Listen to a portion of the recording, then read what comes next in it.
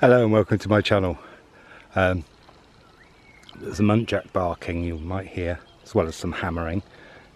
I just wanted to show you how you can spot fertile areas. Some of you probably know this. That's how. It's where the stinging nettles grow. Here's another patch here.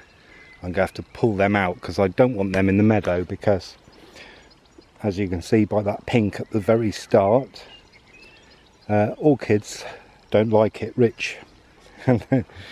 But also these nettles are below the veg cage. Do you hear the muntjac? What can you do about it? Well, nettles are pretty easy to pull up. Get yourself some long gauntlets and pull them up if they're in the way. Otherwise, find a way to use them. You know, if you're into this, then you could make fibres out of it. Peel the leaves off. You need to soak it, and I think you have to bash it as well. But I'm not, you know, I mean, you'll have to look that up.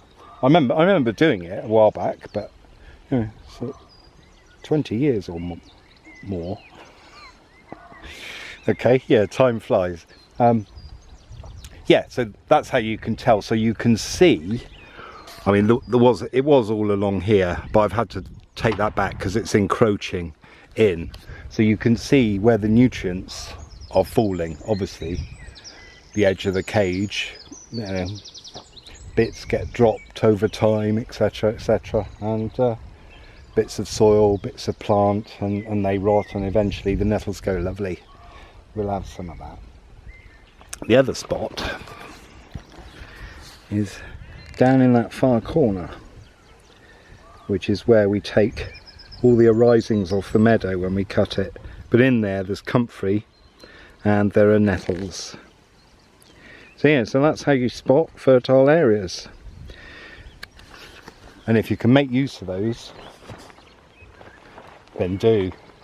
You know, you could pull the nettles up and plant something if you wanted, you know, because you can pull them up and if the weather's right, if the soil's right, you can just pull them up and all the roots will come up, and it doesn't actually take long to get rid of a patch of nettles. Alternatively, cut them down, cover it with plastic for a year, but you know, I prefer to pull them out instantly, which you can do. I mean, it's like people put weed killer down, it takes weeks to die, whereas you can be there and you dig up the roots, gone that afternoon.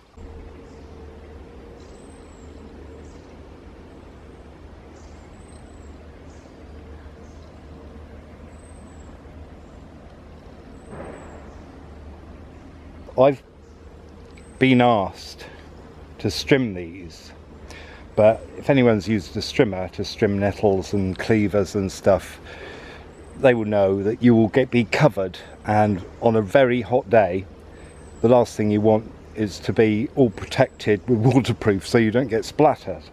So anyway, that isn't the way to deal with them. The way to deal with nettles, to get rid of them, is to pull, and that way you can pull up lots of root. Now if I was to strim that or brush cut it, all that would happen is I'd leave that, whereas here we've got, you know, 6 to 8 inches of root out. I mean, some of them we have even more. I mean, look at that. We have, well, 2 foot. So that's what you do each time they grow. Let them get big and tall. They, you know, they're not called hemp nettle for nothing, because they'd be used in you know, making rope, making string, any kind of fibrous material, even clothes. So wait till they get tall, like, you know, 3, 4, 5 foot tall, and then they're stronger and they will pull out more and you can get out more root. And if it's just rained, that's an ideal time. So the way to do it is, like I've said in some of my weeding videos, or anything when I mention weeding, if you just concentrate on an area, you know, you just do that area. Then the next time you come, say the next week or the week after, or even a month, you come back and there may have been a little bit of growth, but it's dealable. And then you can do that bit in the same amount of time that you've done the original section or area. You can go over that area and go a bit further. So each time you can increase, you know, your yield, as it were. It's like a, you know, parabolic curve, isn't it? So you know, it's a struggle to start with and slowly, but each time, you know, even 10 minutes helps.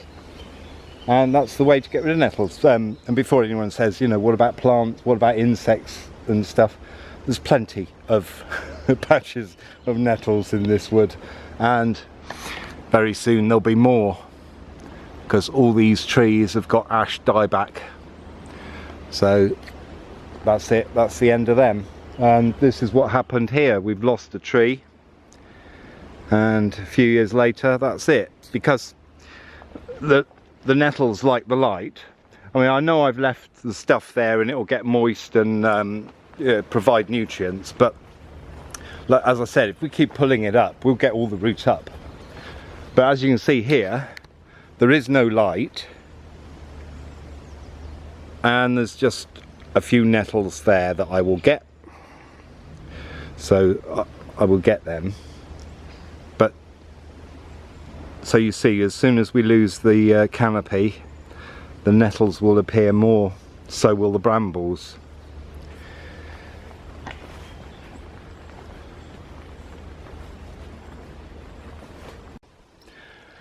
Okay, thanks for watching.